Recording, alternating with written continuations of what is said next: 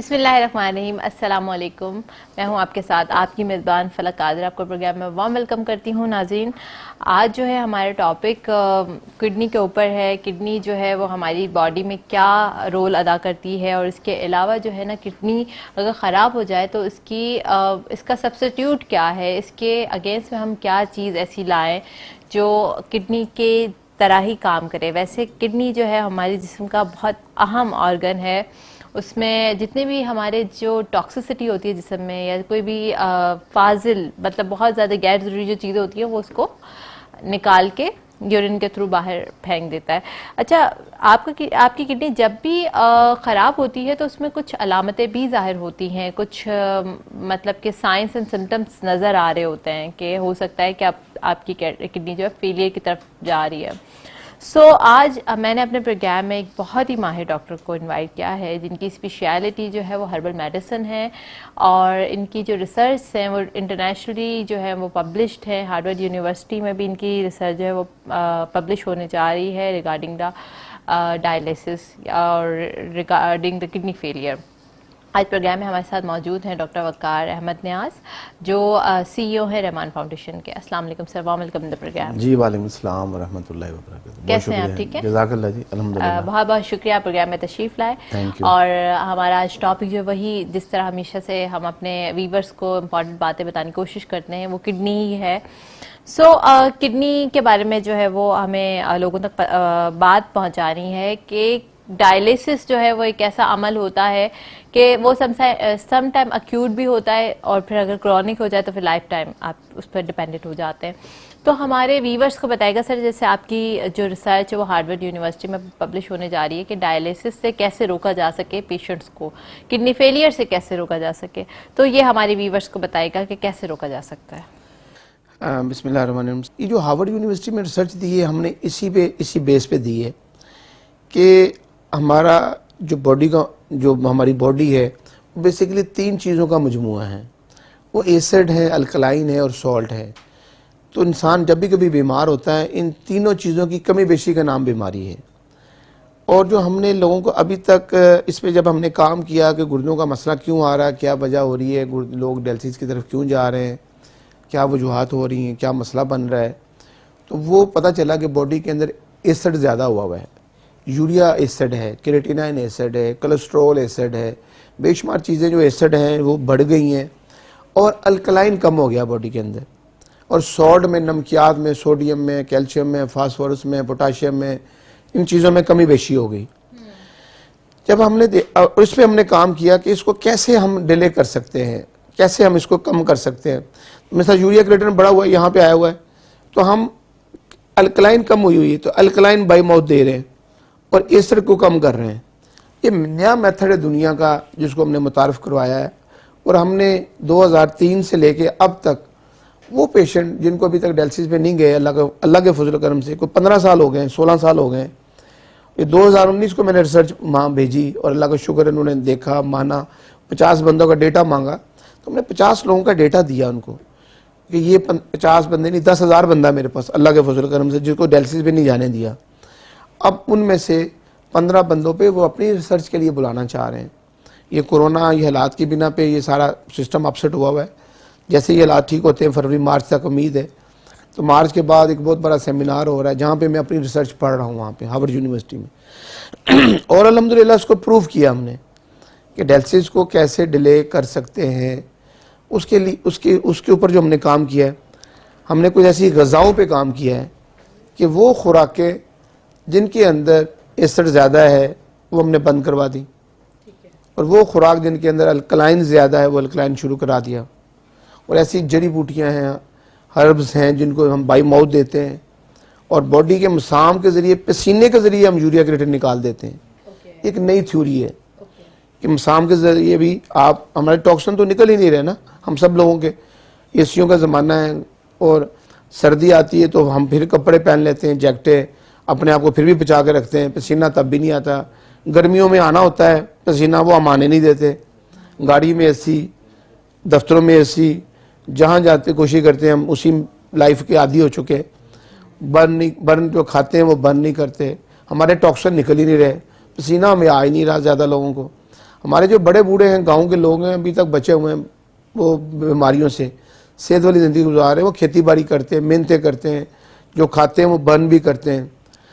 तो बहरहाल ये बहुत बड़ी वजह बनी है कि हम पसीने को लाते हैं, पसीने के ज़रिए हम ये यूरिया क्रिएटिनिन को निकालते हैं और यूरिन ऐसी मेडिसिन देते हैं जिससे यूरिन ज़्यादा है और यूरिन के ज़रिए इसको निकालते हैं। डाइट से बात अगर निकलती है तो कुछ लोग जो हैं वो कहते हैं कि हमें जो है वो हम सब्जी पर ज़्यादा जोर नहीं देते अपने खाने में, मतलब हमें जो है वो मीट का इस्तेमाल ज़्यादा हम करते हैं, ठीक है। उसकी वजह से फिर कॉम्प्लिकेशंस क्या आ सकती हैं? जो लोग अपने खाने में मीट का इस्तेमाल ज़्यादा करते हैं और सब्जियों का इस्तेमाल कम करते हैं, तो उनको क्या कॉम्प्लिकेशंस आ सकती हैं? देखिए जी, लाजमी बात है, मैदे के एंजाइम में जो अपसेट होंगे, जिगर हैवी होगा, जो हमारे इलेक्ट्रोलाइट हैं वो इनबैलेंस होते हैं, फिर जो हमारे एंजाइम हैं वो अपसेट होते हैं, हमारे LFT जो है वो रेज हो जाते हैं, SGPT, ALT, यूरिक एसिड भी बढ़ जाता है। तो मेन तो ज़्यादा यूरिक एसिड, कोलेस्ट्रॉल बढ़ जाता है, ऑयल वाली चीज़ें हैं, जितनी हम लेंगे ज़्यादा प्रोटीन लेंगे हम, फिर वही बात आ जाती है कि बर्न नहीं करते, तो वो हमारी बॉडी के अंदर वो एस्टिक बॉडी बनती जा रही है। तो ये खुराक में अगर जिन लोगों को मीट की आदत है, कोशिश करें, जैसे आजकल मूली का सीज़न आया हुआ है, मूली, गाजर, सलाद के पत्ते, सलाद, कोशिश करें ये आजकल जो फल आए हुए हैं बहुत अच्छे फल हैं, किन्नू, माल्टा, मौसम्मी है, ये खाया जाए, अमरूद बहुत अच्छा है, सारे फल बहुत अच्छे हैं आम लोगों के लिए। लेकिन जिन लोगों को गुर्दों का मसला आ जाता है उनके लिए सबसे खतरनाक चीज़ किन्नू, माल्टा, मौसम्मी बन जाती है, केला बन जाता है, जो अभी हम खा सकते हैं इस वक्त, मैं और आप खा सकते हैं। अल्लाह न करे किसी को भी गुर्दों का मसला आता है तो ये चीज़ें बंद हो जाती हैं।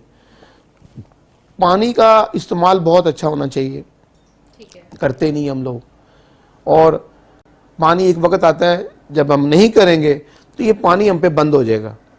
किडनी वाले पेशेंट को 1 लीटर की इजाज़त होती है, 1 लीटर, 1.25 लीटर, 1.5 लीटर, बहुत ज़्यादा, ये तो 0.25 लीटर पानी पूरे दिन में 24 घंटों में। अब तरस रहे होते हैं लोग बेचारे, बर्फ़ रख रहे होते हैं मुंह के अंदर, क्या परेशानी का दौर गुजर रहा होता है, अभी भी गुजर रहा है लोगों पे। हमने बचना है, जो चले गए दलदल में फंस गए वो फंस गए। मैं और आप तो बच सकते हैं, हमें तो 12 गिलास पानी पीना है गर्मियों में, 16 गिलास तक, हमें सर्दियों में भी 6 गिलास पानी पीना है, 8 गिलास। अभी जो सर्दियाँ हैं पंजाब में, कराची में तो सर्दी पड़ ही नहीं रही, बहुत थोड़ी सी पड़ी 2-4 दिन मेरा ख्याल, फिर अभी जैसे मौसम है, हो सकता मौसम आगे जो इंडिकेशन है पता चल रहा है कि इधर कराची में भी कोई शायद रिकॉर्ड टूट जाने, कोई माइनस में जाना है, पंजाब में तो खैर शायद चला जाता है। देखें, अल्लाह करे सर्दी आनी भी चाहिए, सर्दियों का मज़ा लेना भी चाहिए। और बस ये कि हमें जो अल्लाह ने एक अच्छी ज़िंदगी दी है, सेहत वाली ज़िंदगी दी है, इसको हमने अपना ख्याल करना है कि किस तरह वो सेहत वाली ज़िंदगी की। जो अलामत हैं जब गुर्दे ख़त्म होते हैं तो बड़ी अजीब सी अलामत हैं, उसमें गुर्दों का नज़र नहीं आ रहा होता, गुर्दे कहीं शो नहीं हो रहे होते कि गुर्दे ख़राब हो रहे हैं, तो ये उनकी अलामत है। लेकिन सबसे बड़ी बात होती है कि जब गुर्दे ख़त्म होते हैं तो गुर्दों में दर्द नहीं होता। जिन लोगों को गुर्दों में दर्द होगा उनके गुर्दे कभी ख़त्म नहीं होते, पहली बात तो ये। जिन लोगों का गुर्दे ख़त्म होते हैं, अजीब से सिम्टम होते हैं कि उनको सांस फूल रहा होता है, उनको मतली आ रही होती है, उनको वॉमिटिंग हो रही होती है, उनको भूख कम लगती है, उनको नींद कम आती है, उनको सांस फूलता है, रात को तकिया 2-2 तकिए रखने पड़ते हैं नीचे सर के नीचे, उठ के बैठना पड़ता है, घबराहट होती है, बेचैनी होती है और कमज़ोरी होती है। ये कोई 8-10 अजीब सी अलामत हैं। और ये एक स्वेलिंग का होना, ये भी एक अलामत है। और ये अब हम शायद ये पक्का कर बैठे हुए अपने जहनों के अंदर कि जिस शख्स को, किसी को भी आंखों के नीचे स्वेलिंग होगी, पाँव पर स्वेलिंग होगी तो उसको गुर्दों का मसला है। ये ज़रूरी नहीं है।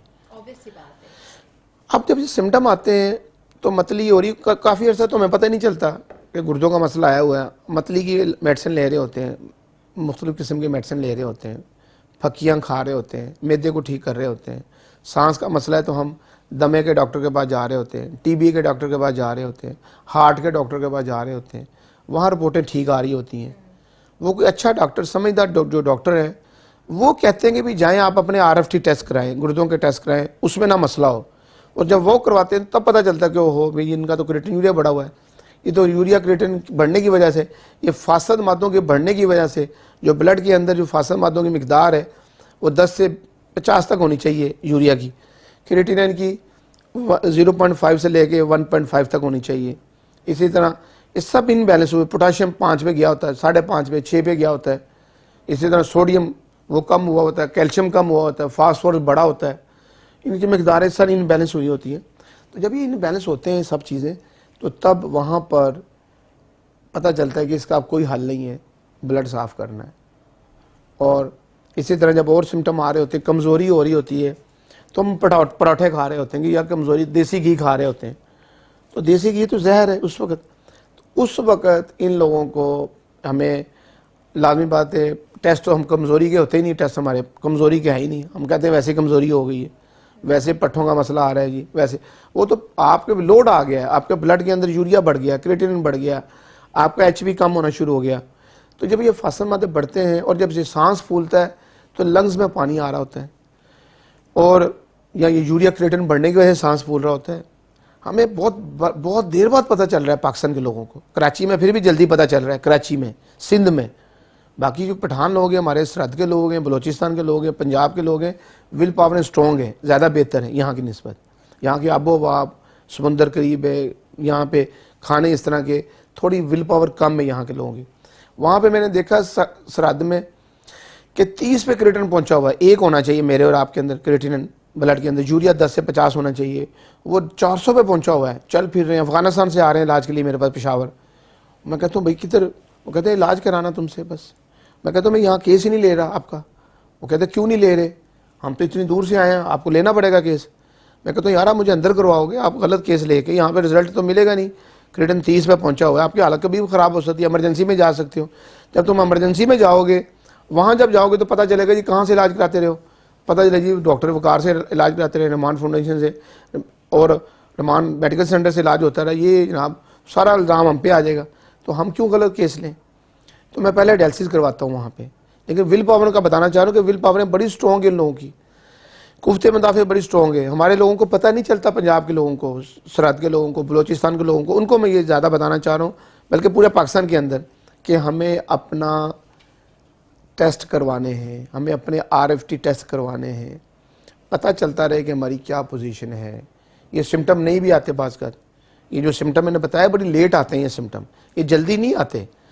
ये मतली ऐसे ही नहीं आती, मतली आती जब क्रिएटिनिन 7 पे चला जाता है, क्रिएटिनिन 7 पे चला जाता है, यूरिया 120 पे चला जाता है, और पोटाशियम भी इनबैलेंस हुआ होता है, तो तब उल्टी आनी शुरू होती है, मतली आती है, उल्टी आती है। हाँ, वो ऑब्वियस सी बात है जब डाइजेशन प्रॉपर नहीं हो पाएगी। डॉक्टर साहब एक और बहुत अहम सवाल है ये कि ये तो ठीक है आपने बता दिया सिम्टम्स क्या है, पर कौन सी ऐसी वजूहात हैं, कौन से ऐसा लाइफ स्टाइल है जिसके करने की वजह से हम अर्ली डायलिसिस पर पहुंच जाते हैं या अर्ली किडनी फेलियर पर चले जाते हैं? ये सवाल बहुत अहम है कि हमारा क्या ये कोक का इस्तेमाल बहुत ज़्यादा, या फिर जंक फूड का इस्तेमाल बहुत ज़्यादा, या फिर कुछ मेडिकेशन के भी असरात होते हैं जो अर्ली आपको डायलिसिस की तरफ या किडनी फेलियर की तरफ लेकर जाती हैं, क्योंकि मेटाबोलाइजेशन आपकी लीवर में या आपकी किडनी में हो रही होती है। तो ये 2 चीज़ें होती हैं जो आपके किडनी फेलियर की तरफ लेके जा रही है। तो ये जरा हमारे व्यूअर्स को बताइएगा कि वजूहात क्या है, ताकि हम लोगों को बचा सकें इस मतलब इस तरह की बीमारियों से जिनको अगर खुदा हास हो गया तो वो इरिवर्सिबल है, नॉट उसको दोबारा लाना मुश्किल है। बड़ा अहम सवाल है। वजूहात तो 10 ही वजूहात हैं, जैसे अलामत मैंने बताई थी, 10 ही वजूहात हैं गुर्दे ख़राब होने की। उन 10 वजूहात में एक हमारा लिविंग स्टाइल है, लिविंग स्टाइल है, हमारा खाना पीना, सोना, रहना सहना, ये बहुत जो हम ले रहे हैं, जंक फूड ले रहे हैं, फिर हजम नहीं करते, बर्न नहीं करते, एक्सरसाइज नहीं करते, एसिड खा लिया, अल्कलाइन नहीं खाई, मूली नहीं खाई, बाद में गाजर नहीं खाई, खीरा नहीं खाया, कहवा नहीं पिया, हमने उसको बर्न नहीं किया, हम उसकी जगह कोक ले लिया, हम उसको हजम करने के लिए कोक ले रहे होते हैं। कोक के अंदर तो वैसे भी देखे ना कि सैचुरेटेड जो आपका शुगर है वो कितना हाई अमाउंट में है, यानी कि सैचुरेटेड शुगर इतना हाई अमाउंट में आप ऑलरेडी जब खाना खा लेते हैं प्रॉपर कार्बोहाइड्रेट्स की अच्छी खासी मिकदार में खाना खाने के बाद हम सोचते हैं कि ये जो कोक है या फिर ये जो कोल्ड ड्रिंक है ये हमारे खाने को हजम करेगी, बनिस्बत वो तो बहुत ज्यादा जो मैस क्रिएट कर रही होती है ना जिस्म के अंदर हो रही होती है। लेकिन वो थोड़ा टाइम लगता है उस सिम्टम आने में, अलामत आने में। वो तो बंदा उसका आदी, ऐसा आदी होते हैं लोग जिनको आदत पड़ चुकी है, वो आप उनको मना करके देख लें खाते हो, वो बर्दाश्त ही नहीं कर सकेंगे। जब तक कोक नहीं लेंगे उनको हजम ही नहीं हो रहा। हमारे जितने एंजाइम है सब इसलिए अपसेट हो रहे हैं। अब उनको नीड बन चुकी होती है, जैसे निकोटीन की। अब पता है स्मोकिंग अच्छी चीज़ नहीं है, लेकिन स्मोकिंग के बगैर बंदे रह नहीं सकते। उनकी नीड बन जाती है, बॉडी की जरूरत बन जाती है। ये हमारी बॉडी की जरूरतें बन चुकी हैं, इसलिए हम परवाह नहीं करते। हमें पता चल रहा होता गलत हो रहा है और हमें अवेयरनेस भी है। अब ऐसा नहीं है कि जो लोगों को पता नहीं है, सबको पता है कि कोक पीना कितना खतरनाक है सेहत के लिए, स्मोकिंग करना कितना खतरनाक है, पान गुटखा छालिया खाना कितना खतरनाक है, सबको सब पता है। पर वही बात है कि वो ये हमें नुकसान दे रही है और हमें इसका भुगतना पड़ेगा। वो कहते हैं जब वक्त आएगा तब देखा जाएगा। जब ये वक्त आता है तो बड़ा खतरनाक आता है। ख़ास तौर पे जो गुर्दों का वक्त आता है ना, तो ये एक तकलीफ दे वक्त है, ये परेशान कुन वक्त है। मैंने ऐसे लोग देखे हैं, यकीन करेंगे, कि कह रहे होते हैं बस ये चला ही जाए ना दुनिया से, तंग आ चुके होते हैं घर वाले। शुरू में जब डायलिसिस करवाने आते हैं, बंदे को पता चलता है कि फ़लाँ कोई साहब, चौधरी साहब, मियाँ साहब, कोई भी बंदा, भट्ट साहब, फलां बंदा जी डायलिसिस में चला गया है, तो तब रिश्तेदार भी आ रहे होते हैं, दोस्त भी आ रहे होते हैं। शुरू में पहले हफ्ते में, स्टार्ट में तो सबको जोश जज्बा होता है जाएं जी वहाँ। मुझे पता होता है बाद में इन्होंने कहाँ साथ देना है, उस वक्त बड़ी बातें कर रहे होते हैं, और बाद में वो बंदा 2, 4, 6 माह बाद अकेला रह जाता है। घर वाले सिर्फ घर वाले, पहले एंड में घर वाले भी साल 2 साल 3 साल बाद बेचारे कह रहे होते हैं यार बस ये अल्लाह खैर करे जी। बस क्यों 4 घंटे आना वहाँ रहना, 4 घंटे डायलिसिस पे जाना, पूरा दिन ज़ाया हो जाता है डायलिसिस पे। सही बात। वो परेशानी वाली ज़िंदगी है। देखिए हमें आज के जो प्रोग्राम का मकसद सिर्फ यही है, अवेयरनेस देना, लोगों को अवेयरनेस देना कि खुदारा हम बचें, बड़ी परेशानी से बचें, हमें खाना कम खाना है। मैं समझता हूँ अगर हम बात करें, खैर जो वजूहात पे पहले बात कर लेते हैं। हमारा एक तो लिविंग स्टाइल है, खाना पीना रहना सहना। दूसरी वजह शुगर है, बड़ी वजह शुगर है, गुर्दे ख़राब होने की। जिन लोगों की शुगर हाई रहती है और परवाह नहीं करते और अपनी ज़िंदगी गुजार रहे होते हैं, कोई इशू नहीं होता यार, वो मीठा भी खा रहे होते हैं, वो कोक भी ले रहे होते हैं, वो सब चीज़ें खा रहे होते हैं, वो लोग परेशान होते हैं बाद में। तीसरी वजह हमारा ब्लड प्रेशर का हाई रहना। वो लोग जो ब्लड प्रेशर की दवाई ले रहे होते हैं और एक ही दवाई लिए जा रहे होते हैं कई सालों से, वो गलत हो रहा होता है। वो इतना नहीं करते कि डॉक्टर के पास जाके इस केमिकल को चेंज करवाएं। वो केमिकल चंद सालों के लिए होता है। मैं नाम नहीं लेना चाहता किसी मेडिसिन का, वो कोई भी आप मेडिसिन ले लें ब्लड प्रेशर की, तो एक वक्त होता है जब वो काम करती है। वो शुगर की मेडिसिन हो, वो ब्लड प्रेशर की मेडिसिन, वो एक वक्त होता है। उसके बाद वो केमिकल चेंज होता है, बड़ा केमिकल, उससे बड़ा केमिकल, उससे बड़ा केमिकल, उससे बड़ा केमिकल, फिर इंसुलिन। अच्छा, इंसुलिन बहुत अच्छी चीज़ है। यहाँ पे मैं बताना चाहूँगा नाज़रीन को, क्योंकि मैं शुगर पे भी काम कर रहा हूँ, वो भी एक प्रोग्राम करेंगे शुगर पे। हमारा मसला ये है कि हम पाकिस्तानी लोग इंसुलिन को बुरा समझते हैं, हम इसको आखिरी इलाज समझते हैं। हम कहते हैं यार बेचारे को इंसुलिन लग गई, बेचारे को यार, उस बेचारी को इंसुलिन लग गई यार, हम बेचारा बना देते हैं। मैं बाहर के मुल्कों में रहा हूँ, वहाँ पे पहला इलाज इंसुलिन है। बहरहाल शुगर एक वजह है, फिर हमारा पानी का साफ कम इस्तेमाल करना, साफ इस्तेमाल ना करना, फिर उसके बाद हमारा सेल्फ मेडिकेशन है, फिर हमारी मेडिसिन अंग्रेजी हैवी किस्म की एंटीबायोटिक हैं, पेन किलर हैं, फिर कुछ जाते हैं गलत किस्म की ताकत की दवाइयाँ हैं, सब किडनी को डैमेज करती है। ओके। अच्छा सर, हमारे कुछ वीवर्स हैं जो मतलब उनको प्रॉब्लम ये होती है, एक तो वजन बढ़ना भी प्रॉब्लम है, वजन कम होना भी प्रॉब्लम है। ऐसे यंग लड़कों को मैंने देखा है कि जब उनका वेट कम होता है और लोग उनको थोड़ा बहुत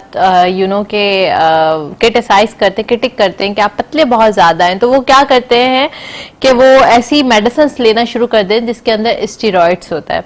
और स्टेरॉइड्स तो आपको पता है कि बहुत अर्ली फेलियर, सबसे पहले ही स्टेरॉइड्स जो है वो आपकी किडनी के ऊपर जाके अटैक कर रहा होता है, इफेक्ट कर रहा होता है। तो वो जरा हमारे व्यूवर्स को क्लियर कर दें कि ये जो दवाएं हैं आप जो ले रहे हैं, इस तरह की ताकत की दवाएं, और जिसकी ऑथेंटिसिटी नहीं है, एफडीए से अप्रूव नहीं है, तो वो कितनी ज़्यादा नुकसानदेह हो सकती है। सम टाइम आपके दिल बंद होने का भी इससे ख़तरा होता है।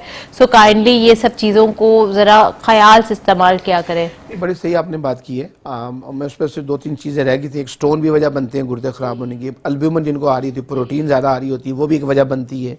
एक 10-12 वजूहात हैं जिनका हमें ख्याल करना है। प्रोटीन चेक करते रहना है कि हमारी यूरिन में झाग कितनी आ रही है, हमारे प्रोटीन कितनी खा रही है। 3 बड़ी वजह है, शुगर और ब्लड प्रेशर और प्रोटीन। बिल्कुल सर, इसके बारे में और मजीद डिटेल में बात करते हैं। एक तो हम ये बात भी करेंगे कि ये जो ताकत के अद्वियात हैं या फिर ऐसी मेडिसिन जो रंग गोरा कर रही हैं या फिर आपको ब्यूटी कॉन्शियस जो लोग होते हैं उनके लिए वो क्या प्रॉब्लम क्रिएट कर सकती हैं और किस तरह किडनी को फेलियर की तरफ लेकर जा सकती हैं। पर एक ब्रेक की जानिब चलते हैं, देखते रहिए सेहत सबके लिए। Welcome back after the break. हम बात कर रहे थे किडनी फेलियर की, और किडनी फेलियर की वजूहात क्या होती हैं, सिम्टम्स क्या होते हैं, और उसके साथ साथ जो अद्वियात होती हैं जो आप बेधड़क से ले रहे होते हैं without any authentication, without any के FDA अप्रूवल, आप लोग सिर्फ और सिर्फ ब्यूटी कॉन्शियस होने के लिए या फिर ज़्यादा खूबसूरत दिखने के लिए आप ले रहे होते हैं, पर इनके कंसिक्वेंसेस या रिजल्ट्स क्या होते हैं, ये क्या मतलब आपकी बॉडी में डिसऑर्डर्स क्रिएट कर सकते हैं। सो ये हम पूछते हैं डॉक्टर वकार से। जी डॉक्टर साहब, जो लोग इस तरह की अद्वियात इस्तेमाल कर रहे होते हैं, ये मैं लोगों को वैसे भी बताना चाह रही हूँ कि बहुत सारे लोग गोरा होने की क्रीम इस्तेमाल करें, बहुत सारे लोग अपने वजन को मस्क्यूलर बनाने के लिए, यानी कि थोड़ा बॉडी का जो वेट बढ़ाने बल्कि कम करने के लिए भी, जब बढ़ा हुआ वजन होता है तो उसके लिए भी इस तरह की दवाइयां लेना, क्योंकि ऑब्वियस सी बात है सोसाइटल प्रेशर इतना ज्यादा है हमारे यहाँ पर। सोसाइटी ने भी बहुत ज्यादा एक लोगों को परेशान करके रखा है कि अगर कोई काला है तो उसको इतना क्रिटिक करते रहते हैं कि काला है, कोई गोरा है तो उस पर प्रॉब्लम, जो मोटा है उसको प्रॉब्लम। तो ये सारे इश्यूज जो है वो लोगों को सोसाइटल प्रेशर में आके वो इस तरह की दवाइयां लेना शुरू कर देते हैं जिनको उनको उनके कॉन्सिक्वेंसेस या फिर उनका रिजल्ट नहीं मालूम होता। तो हमारे व्यूवर्स को ये जरा बताएं और समझाएं भी कि क्या करना चाहिए इस तरह के लोगों को, या इस तरह की जो अद्वियात बनाने वाली कंपनीज है उनको किस तरीके से रोका जाए। देखिए जी, अद्वियात वाली कंपनियों को तो शायद रोकते या नहीं रोकते वो एक अलग मसला, ये तो बहुत ही बड़ा मसला है जी बिल्कुल। लेकिन हम खुद रुक सकते हैं। वो लोग जो वेट कम करने के लिए मेडिसिन ले रहे होते हैं वो भी ठीक नहीं है। कई ऐसी गलत किस्म की मेडिसिन होती हैं जिससे वो वेट तो कम हो जाता है, लेकिन और कई मसले ऑब्वियस सी बात है डॉक्टर साहब। देखिए, मैंने बहुत सारे ऐसे भी प्रोडक्ट्स देखे हैं जिनमें लोगों को एकदम से वेट डिक्रीज करने की मतलब या होता भी है, बल्कि मैंने देखा भी है, तो वो एकदम से जो वजन कम होता है तो उससे तो बॉडी के अंदर बहुत प्रॉब्लम्स हो सकते हैं। बात ये है कि वेट कम किया जा सकता है। एक वक्त होता है जब वेट कम होता है, खुद इंसान अपने हाथों से करता है, और वो थोड़ा ग्रेजुअली होता है, ग्रेजुअली होता है। उसके लिए एक बड़ा अच्छा वैसे मेरे पास है, मैं अक्सर लेडीज आती हैं जिनका वजन बहुत ज्यादा होता है, मैं उनसे कहता हूँ कि आप जरूरी नहीं कि बहुत परहेज करें, सिर्फ बिरयानी है, चावल है, आलू है, बाकी चीजें हैं, उनका कोल्ड ड्रिंक है, 4-5 चीजें, ज्यादा नहीं, इनका परहेज कर लें। और 2 मेडिसिन है होम्योपैथी की बड़ी कमाल किस्म की। मैं क्योंकि हर्बलिस्ट भी हूँ, होम्योपैथी में मैंने टॉप किया है, सब शोबों में मैंने काम किया है, तो ग़िज़ाओं से भी इलाज करते हैं। वो 2 मेडिसिन है, कैल्शियम कार्बोनिकम और पलस्टिल्ला 200, दोनों 200 में। आप बिलीव करेंगे, मैंने 30-30 किलो वजन कम होते देखा लोगों का, 20-20 किलो, 10-10 किलो, 10-15-20 किलो, 30 किलो तक, जस्ट 3 माह के अंदर। हैरान कुन वजन कम होता है, लेकिन उसके लिए एक गोल बनाना पड़ता है, एक कागज पे आपको लिखना पड़ता है। माइंड पावर का भी साथ तल्लक इसका, कि आप, मैंने ये क्लासेस ली इंग्लैंड में एंथनी रॉबिन की, कि आप अपने माइंड से कैसे काम कर सकते हैं। तो आप लिखेंगे 5 किलो वजन कम करना है। किसने करना है? शमाइला बीबी ने।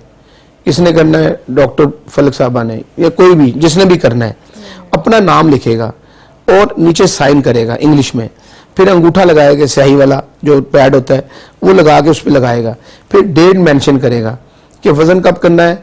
हमने 1 जनवरी को जब 25 जनवरी तक 25 दिनों में वजन कम होता है 5 किलो, हैरान कुन तौर पे। आपने कागज पे लिखा और लिख के आपने लगा दिया अपने घर में, कमरे में, जहां पे आपकी नजर पड़ रही है। जैसे जैसे नजर पड़ेगी आपकी उस पे, वो आपका गोल है, टारगेट है। आप बिरयानी खा ही नहीं सकते, आपके आगे आएगी, आप खा ही नहीं सकते, माइंड नहीं ज्यादा दे रहा आपका, क्यों? आपने गोल बनाया हुआ कि मैंने वजन कम करना है। आप हैरान हो जाएंगे, आप वो चीजें नहीं खा पाएंगी अगर वो आपका गोल टूटता है। अगर आप, ये गोल बनाने में बड़ा फन है, अगर आप 30 किलो का गोल बना लेंगे, लिख लेंगे 30 किलो वजन कम करना है, तो एकदम नहीं कर पाएंगे, आप बोलेंगे छोड़ो बड़ा, मैं नहीं कर सकती। तो गोल उतना बनाना है जिसको आप अचीव कर सकें, जिस पे मेहनत करें। तो ये गोल बनाने से वजन कम होता है या 2 मेडिसिन से कम होता है, ये तो एक। लेकिन जो गलत किस्म की मेडिसिन है उसके अपने असरात हैं किडनी पे, बॉडी पे। इसलिए जो वजन बढ़ाने के लिए मेडिसिन लेते हैं उसके भी अपने असरात हैं, वो भी दोनों नुकसानदेह। बिल्कुल सही डॉक्टर साहब, यही बात मैं अपने व्यूवर्स को क्लियर करना चाह रही थी कि किडनी मेन आज हमारा जो टॉपिक है वो किडनी फेलियर है। तो किडनी फेलियर जो है वो किस वजह से होती है? बिकॉज मैंने अपनी लाइफ में बहुत सारे ऐसे यंग लोग देखे हैं, यंग मेरे दोस्त अहबाब हैं जिनको बड़ा कुछ शौक है ब्यूटी कॉन्शियस है, उनको मैंने प्रॉब्लम्स में जाते हुए देखा है बिकॉज ऑफ दिस मेडिकेशंस। और अद्वियात की जो कीमतें भी देखो तो वो आसमानों से बातें करती हुई कीमतें हैं, कोई लाखों रुपए में दवाइयां मिल रही हैं, बट उनके जो रिजल्ट्स हैं, जो मतलब वो है, वो इसका जो एंड में जो भी साइड इफेक्ट्स हैं वो बहुत ज्यादा है। और दूसरी बात, अगर हम ये कहें कि अगर नेचुरल तरीके से, क्योंकि अल्लाह ताला ने भी तो हमें कुदरती नेचुरल ऑर्गेनिक बनाया है ना, तो हम ऑर्गेनिक तरीके से उस चीज को करेंगे तो वो ऑर्गेनिकली आपकी बॉडी उस चीज को अडॉप्ट कर लेगी। पर अगर आप उसको केमिकली करने की कोशिश करेंगे, केमिकल रिएक्शंस करवाएंगे बॉडी में, तो एक रिएक्शन हो रहा होगा तो उसके अगेंस्ट में कोई और रिएक्शन होकर बॉडी को वो नुकसान कर रहा होता है। इसी तरीके से हमारी जो एलोपैथिक की भी मेडिसिन होती हैं उनके भी बहुत ज्यादा साइड इफेक्ट्स होते हैं, बहुत सारे एडवर्स इफेक्ट होते हैं, क्योंकि वो जितने भी केमिकल्स आप ले रहे होते हैं उनका एंड प्रोडक्ट जो होता है वो या मेटाबोलाइज होता है वो लीवर में जाके होता है। और जिगर की भी आजकल कितनी सारी बीमारियां हो रही हैं और किडनी फेलियर की भी कितनी सारी बीमारियां होती है। ये सारी जो चीजें हो रही है वो हमारी बेएहतियाती की वजह से हो रही हैं। क्या कहेंगे डॉक्टर साहब? बिल्कुल बजा फरमाइए, आप माशाल्लाह खुद मेडिकल से हैं साहब, बहुत सही बातें की हैं। और ये हमें ख्याल करना है। और ये जो खास तौर पे हम केमिकल अपने चेहरे में लगाते हैं ना, क्रीम में, इसके बड़े साइड इफेक्ट हैं। वक्ती तौर पे तो आपका चेहरा वाइट हो जाता है और क्या क्या चीजें लगा लेते हैं। मैं हैरान होता हूँ, कभी कोई सुनता हूँ तो मैं खुद कांप जाता हूँ कि वो चीजें जो हमने अपने वॉशरूम को साफ करने के लिए ब्लीच मिसाल करें, ब्लीच ले लें, अब ब्लीच कर रहे होते हैं, अब कितने केमिकल हैं वो वक्ती तौर पे। और ये बाद में लड़कियां परेशान हो रही होती है, अब उनके पिंपल्स निकल रहे हैं, हम उसको दबा रही हैं, लगा रही हैं, वो नफसियाती मरीज बन जाती हैं, ज़हनी मरीज बन जाती है कि रिश्ता नहीं होगा, मैं कैसी लग रही हूँ, बार बार शीशे को देखना। खैर ये इस शोबे में मैंने काम किया लगा अपने, जब मैं एडिक्शन का हॉस्पिटल था तो मेरे पास कई ऐसी जब हिस्ट्री लेते थे कि ये लड़की को क्या हुआ, पता चला इसकी मंगनी टूट गई थी, वो इसने चेहरे को करती रहती थी हर वक्त अपने आप को, जो पहले लोग। वही सर, यही तो प्रॉब्लम है। हम लोग जो है, हमारी सोसाइटी कुछ इस तरह से होती जा रही है जो हम लोग जो है सिर्फ और सिर्फ मटीरियलिस्टिक होते जा रहे हैं। ग्रूमिंग पर इतना जो कंपटीशन बढ़ता जा रहा है, ग्रूमिंग पर आप करें, पर आप नेचुरल तरीके से करें और अपने घरों में आप चीजें करें। घरों से आप अच्छी डाइट लेंगे, कुदरती तौर पर आपकी स्किन ग्लो करेगी। आप स्ट्रेस नहीं लेंगे, कुदरती तौर पे आपके ऑर्गन सही तरीके से फंक्शन करेंगे, क्योंकि स्ट्रेस की वजह से जो है वो आपकी किडनी पर इफेक्ट होता है, आपके हार्ट पर इफेक्ट होता है, स्किन जो है वो आपकी डैमेज होना शुरू हो जाती है, उसके ऊपर जो है वो बेरौनकी हो जाती है, बाल गिरना शुरू हो जाते हैं, डैंड्रफ होती है, कितने सारे इश्यूज जो है वो आपके अपने पैदा करदा है। तो डॉक्टर साहब इसके बारे में आप सही बता रहे हैं कि ये आपने बताया कि लोगों के जो रिश्ते टूटते हैं वो ज्यादातर इस वजह से टूटते हैं कि खूबसूरत नहीं थी या फिर कोई और एबनॉर्मलिटी हो गई। तो ये सारी तो मतलब मेरे ख्याल से ये कोई वजह ही नहीं है। बस मैं वजह देखिए खुद बना रहे होते हैं ना, खुद कर रहे होते हैं। और ये अपनी अगर किसी वजह से हम अपने आप को खराब करते हैं, हम अपने केमिकल रिएक्शन को चेंज करते हैं। बेसिकली इंसान के अंदर केमिकल रिएक्शन हो रहे होते हैं, एट ए टाइम हो रहे होते हैं, मेरे अंदर भी हो रहे हैं, आपके अंदर भी हो रहे हैं। हम बात कर कहते हैं यार इस टाइम बात ना करो यार, इस टाइम मूड अच्छा नहीं है डॉक्टर साहब का, या हम कहते हैं इस टाइम बात करो यार, इस टाइम बड़े अच्छे मूड में है, या बॉस हमारे बॉस बड़े अच्छे मूड में, या वालदा या वालद। वो अच्छा मूड क्या है, वो अंदर का मौसम है, अंदर के केमिकल रिएक्शन है जो आपके सही हैं, वो होने चाहिए। केमिकल रिएक्शन डॉक्टर साहब बड़ी अहम बात है कि वो होने चाहिए 60,000 केमिकल रिएक्शन मेरे और आपके बॉडी के अंदर। और आप हैरान हो गए, लोगों के 80,000 पे पहुंचे होते हैं, ज्यादा हुए होते हैं, वो बढ़ जाते हैं केमिकल रिएक्शन, तभी अंदर का मौसम खराब होता है। गुस्सा, टेंशन, डिप्रेशन। हम अपने आप को थोड़ा बेहतर करने के लिए गलत चीजें इस्तेमाल कर रहे होते हैं, गलत क्रीमें इस्तेमाल कर रहे होते हैं, जिससे हमें नुकसान पहुंचता है। बहरहाल हमने इनसे भी बचना है, अंदर की खूबसूरती को लाना है। अंदर की खूबसूरती वो हमारी तभी आएगी जब हम पाक साफ रहेंगे, नमाज पढ़ेंगे, वजू करेंगे और वो खुराकें खाएंगे जो हमारे प्यारे नबी ने पसंद फरमाई, और उनको उन पे आ जाएंगे तो हमारा चेहरा भी है शाश बेशाश, हमारी बॉडी भी, हमारे अंदर एनर्जी भी। हम खजूर को ले लें कि सुन्नत के तौर पे हमने खानी है, नबी पाक को पसंद थी।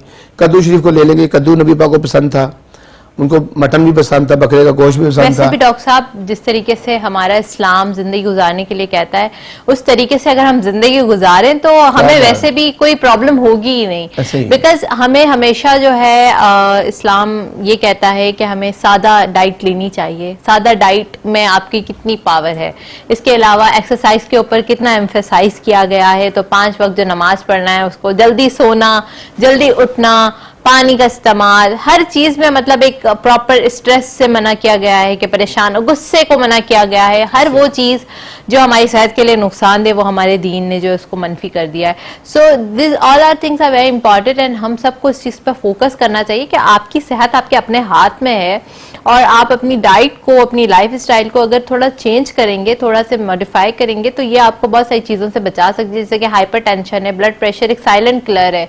एक कहते हैं ना कि दिल की बीमारियां और ये आपका ब्लड प्रेशर जो है वो एक साइलेंट किलर है, आपको आहिस्ता आहिस्ता स्लो पॉइजनिंग की तरह मार रहा होता है। और लोग इसके ऊपर भी नहीं तवज्जो दे रहे होते, बिला वजह का स्ट्रेस ले रहे होते हैं, बिला वजह का जो है वो गुस्सा कर रहे होते हैं, एंजाइटी में जा रहे होते हैं। तो दीज ऑल थिंग्स गुस्सा इसीलिए हराम किया गया ना हमारे इस्लाम में, गुस्से से बचना है और अपने आप को हर हाल में खुश रखना है। बिल्कुल डॉक्टर साहब, हमारे जैसे प्रोग्राम का वक्त भी खत्म होता जा रहा है। हमेशा बहुत अच्छी बातें करते हैं, हमारे व्यूअर्स को हमेशा अच्छे अच्छे मशवरे देते हैं, उनकी लाइफ को बिल्कुल सादे तरीके से बताते हैं कि किस तरीके से आपको चेंज करना है। सो हम एक क्विक सा मैसेज दे दीजिएगा हमारे व्यूअर्स को कि क्या उनको अपनी लाइफ में करना चाहिए। मैं समझता हूँ ये जो अल्लाह ने ज़िंदगी दी है, अच्छी ज़िंदगी दी है सेहत वाली, और इसको सेहत वाली ज़िंदगी गुजार के जाना है। और वो मामला, वो ज़िंदगी जो हमारे प्यारे नबी ने गुजारी है उसको देखें। वो छोटी सी बुक होती है 100 सुन्नतों की ना, मिल जाती है, वो खुद उसको एक दफ़ा देखें ज़रूर कि प्यारे नबी पाक ने कैसे खाना खाया, क्या खाया, कैसे सोए, पानी कैसे पिया, किस तरह ज़िंदगी गुजारी उन्होंने। अब यकीन करेंगे अगर हम उस पर अमल कर लेना तो हम बड़ी एक अच्छी ज़िंदगी गुजार सकते हैं, परेशानियों से बच के एक साफ सुथरी ज़िंदगी। बिल्कुल सही कह रहे हैं सर, आप बहुत बहुत शुक्रिया प्रोग्राम में तशरीफ लाए। अपनी मेज़बान फलक कादिर को इजाज़त दीजिएगा। बहुत शुक्रिया, अल्लाह हाफिज़।